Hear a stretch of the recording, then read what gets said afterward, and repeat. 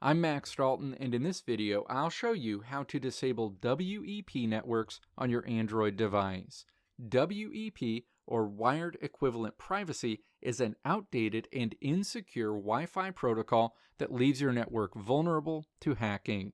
By turning off WEP networks and ensuring you're only connecting to WPA2 or WPA3 networks, you can improve your device's security and protect your personal data. Step 1. Open the Settings app on your Android device. Step 2. Tap Network and Internet in the primary menu. Associated options are shown on the screen.